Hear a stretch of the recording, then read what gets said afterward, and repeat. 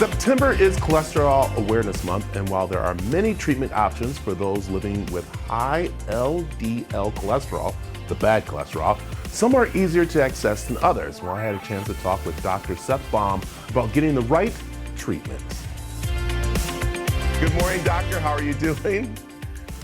I'm doing very well. How are you doing? I'm doing good. All right, let's talk about this and discussing the high LDL and, of course, bad cholesterol and how we make sure we take care of ourselves because of this kind of course, cholesterol being high can have effect on heart attacks and strokes and stuff.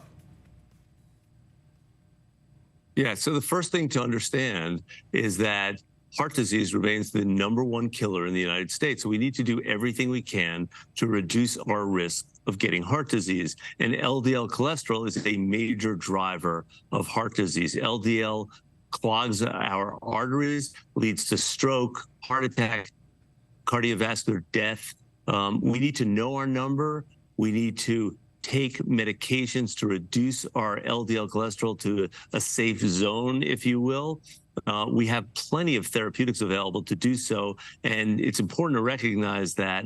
But the problem is that insurance companies have constructed tremendous barriers to accessing some of these more advanced therapeutics, and this is extremely problematic.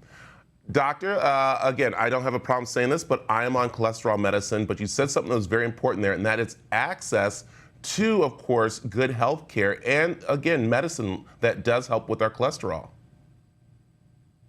Yes, and access obviously is critical. We can have all the greatest medications in the world, and if you can't get them, they're really not very meaningful for you.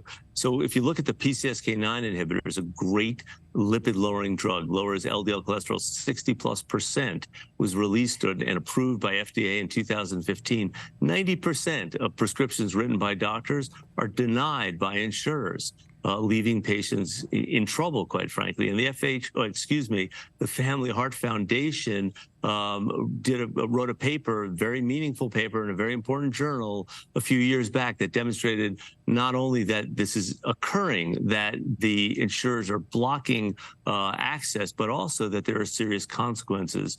Heart attacks and strokes are occurring very quickly in these patients who are denied access to the drugs, frankly, within months, further highlighting the urgency with regard to reducing LDL cholesterol.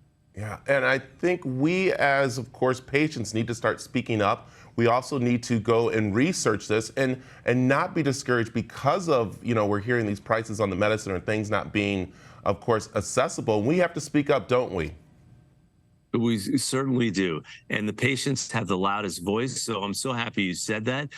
We need to use our voices, work with your doctors, call the insurance company and push back, say, well, my doctor prescribed this, but I need it. Call the insurance commissioner if necessary in your state.